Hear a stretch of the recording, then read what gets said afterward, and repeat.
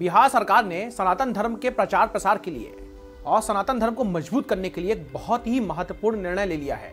अब बिहार सरकार पूर्णिमा को सत्यनारायण भगवान की पूजा और अमावस्या को भगवती पूजा का आयोजन करवाने जा रही है।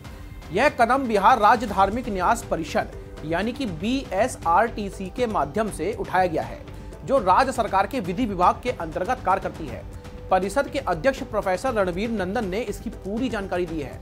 आइए इसकी पूरी जानकारी विस्तार से समझते हैं और सबसे पहले आप ये समझिए कि पूरा निर्णय और इसका उद्देश्य आखिर क्या है। बिहार सरकार ने राज्य के सभी 38 जिलों में कुल 38 संयोजकों को नामित करने का फैसला ले लिया है। यह संयोजक BSRTC जो राज्य में रजिस्टर्ड मंदिरों, मठों और धार्मिक न्यासों की संपत्ति का रिकॉर्ड रखती है और राज्य के 2499 पंजीकृत मंदिरों व मठों के मुख्य पुजारियों और महंतों के साथ में समन्वय स्थापित करेंगे, जिसका मुख्य उद्देश्य सनातन धर्म के प्रचार प्रसार को बढ़ावा देना है।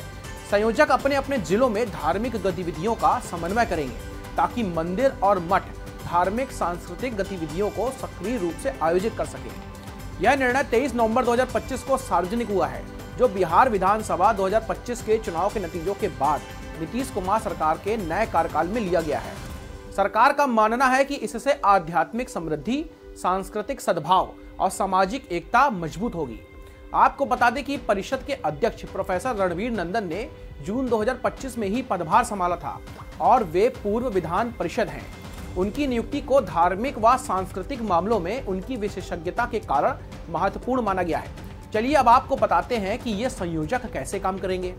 प्रत्येक संयोजक अपने जिले के सभी पंजीकृत मंदिरों व मठों के मुख्य पुजारियों से सीधे संवाद से जुड़ेंगे। वे धार्मिक कार्यक्रमों की योजना बनाएंगे और सुनिश्चित करेंगे कि ये सुचारू रूप से चले। पूर्णिमा के दिन हर मंदिर और मठ में सत्यनारायण कथा का आयोजन अनिवार्य होगा और अमावस्या के दिन भगवती पूजा यानी कि मां दुर्गा या शक्ति पूजा का आयोजन किया जाएगा। संयोजक यह भी सुनिश्चित करेंगे कि इन पूजाओं और कथाओं के महत्व के बारे में जनता तक सीधे संदेश पहुंचे, जैसे सोशल मीडिया, पंपलेट या फिर स्थानीय कार्यक्रमों के माध्यम से। इसका मुख्य उद्देश्य सनातन धर्म की मूल शिक्षाओं, सत्य, भक्ति और सामाजिक सद्भाव को आम लोगों तक पहुंचाना है और परिषद संयोजकों के माध्यम से इन गतिविधियों की रिपोर्टिंग लेगी ताकि कोई भी चूक ना हो सके। परिषद के अध्यक्ष प्रोफेसर रणवीर नंदन ने कहा है कि यह कदम धार्मिक न्यास परिषद को सिर्फ संपत्ति प्रबंधन से आगे ले जाता है, यह समाज की आध्यात्मिक उन्नति के लिए है। चलिए आप थोड़ा सा जान लीजिए कि आखिर क्या होती है सत्यनारायण और भगवती पूजा। वैसे हर हिंदू धर्म के मानने वाले इस पूजा को अच्छी तरीके से जानते हैं।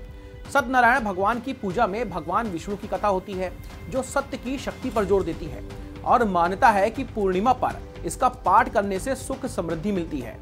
यह व्रत कथा सनातन धर्म में अत्यंत लोकप्रिय है, जो नैतिक मूल्यों को सिखाती है। तो वहीं भगवती पूजा जो हर अमावस्या पर होगी, उसमें शक्ति की आराधना होती है, जो नकारात्मक ऊर्जा को दूर करने का प्रतीक है। यह स्त्री शक्ति और संरक्षण का संदेश भी देती है। अब आपने जान लिया कि क्या निर्णय लिया गया है, कौन इस निर्णय को फॉलो करवाएंगे। अब आपको बताते हैं कि आखिर इस निर्णय की आवश्यकता ही क्यों पड़ी।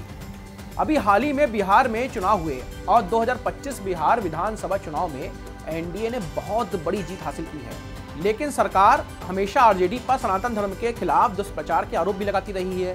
कहीं बीफ का मुद्दा हो तो कहीं वक्फ का मुद्दा हो, जिससे कई हिंदू वोटर नाराज हुए और शायद बीजेपी इसी वजह से हिंदुओं को एकजुट करने में कामयाब भी रही और इसीलिए सरकार का यह फैसला एनडीए की हिंदुत्व नीति को मजबूत करने का प्रयास लगता है। चुनावी वादों को पूरा करते हुए सांस्कृतिक पुनरुत्थान का संदेश देना भी शायद इस निर्णय का एक कारण हो सकता है। इसके अलावा बिहार जैसे राज्य में सामाजिक असमानता है और सांस्कृतिक क्षय की भी समस्या बहुत दिनों से है। त्योहारों को सद्भाव की अभिव्यक्ति बनाने से समुदाय एकजुट होंगे और महिला सशक्तिकरण, भगवती पूजा से और नैतिक शिक्षा सत्यनारायण भगवान की कथा से शायद सरकार बढ़ाना चाहती है। BSRTC मुख्य रूप से मंदिरों और मठों की संपत्ति का रिकॉर्ड रखती है और गतिविधियों की निगरानी करती है, लेकिन यह काफी नहीं लगता है।